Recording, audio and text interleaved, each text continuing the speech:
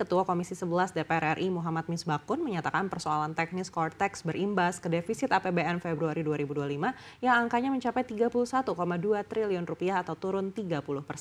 Menurut Misbakun, implementasi Cortex menimbulkan permasalahan teknikal hingga mengganggu akses pembayaran pajak. Kendati demikian, Misbakun optimistis penerimaan negara akan pulih pada Maret dan April 2025, seiring masuknya pelaporan surat pemberitahuan tahunan dan pajak penghasilan dari wajib pajak individu dan korporasi ke Direktorat Jenderal Pajak Kementerian Keuangan. Misbakun juga menekankan perlunya kehati-hatian dalam mengelola APBN.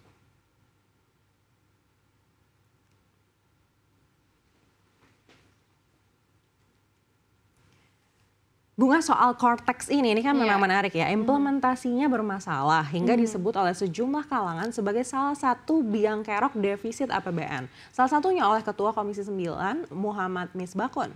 Iya betul sekali ya, karena dalam paparan realisasi APBN di 2 bulan awal 2025 ya, nah ini Kementerian Keuangan sama sekali tidak menyinggung soal Cortex nih. Nah, transparansi APBN ini jadi hal yang disorot oleh publik.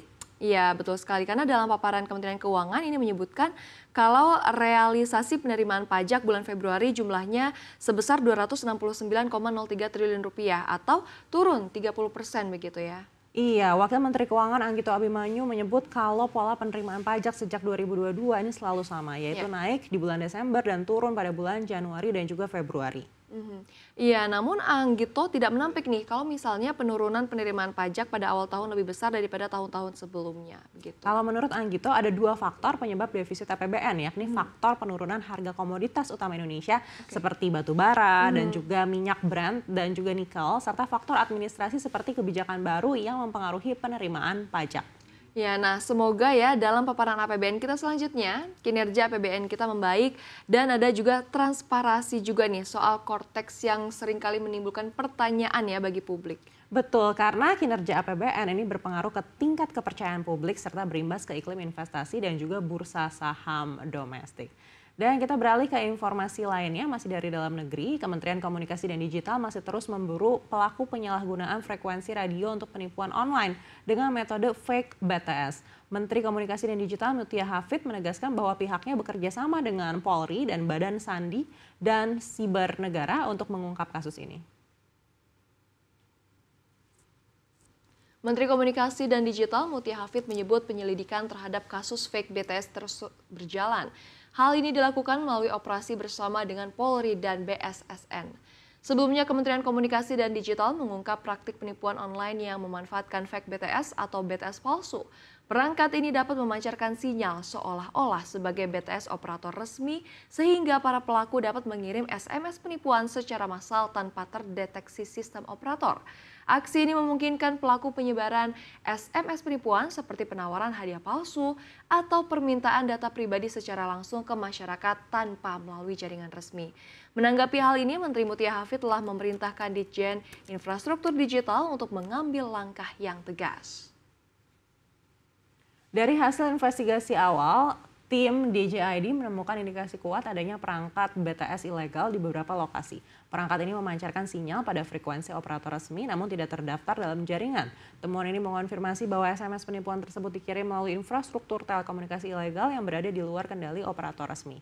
Hingga kini penyelidikan terus berlanjut untuk mengungkap identitas pelaku dan menindak tegas oknum yang terlibat.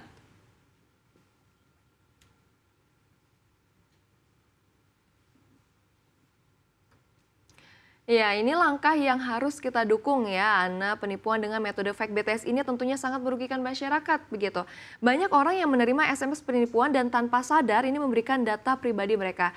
Jadi apa yang dilakukan oleh Kementerian Komunikasi dan Digital bersama Polri dan BSS ini sudah tepat begitu ya dan harus kita dukung. Betul sekali Bunga, tapi kalau dipikirkan lagi ya sebenarnya apakah penyelidikan ini sudah efektif? Kita sudah sering kali dengar kasus penipuan seperti ini, tapi pelakunya sepertinya juga selalu sulit untuk ditangkap.